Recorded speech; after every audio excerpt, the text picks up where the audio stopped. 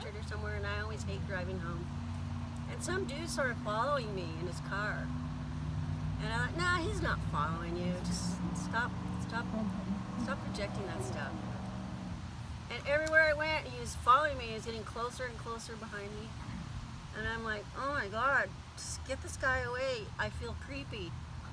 And so I kind of purposely went this way and that way, and he just went wherever I went.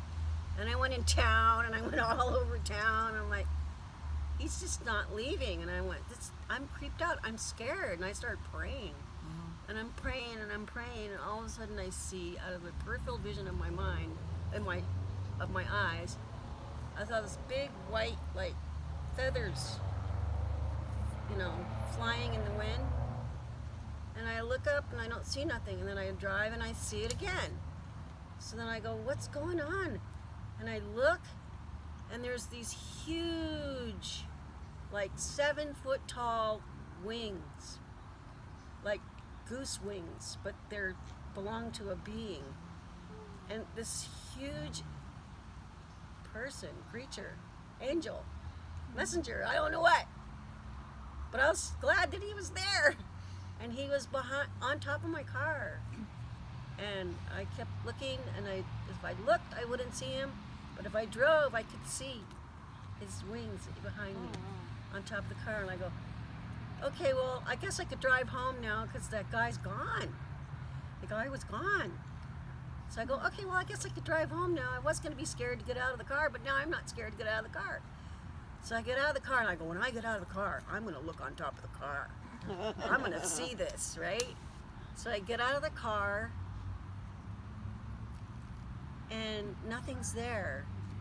But I look on my roof, and there's this like 9-foot being with these huge wings. There's pure white, and he had a sword.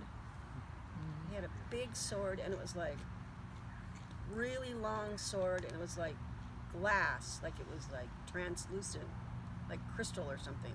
But it wasn't crystal. It wasn't anything material like elements or anything. It was just there, and it was on fire. And I'm like, I gotta get a better look at this. In fact, I'm gonna go around the whole house. And now that I'm not scared.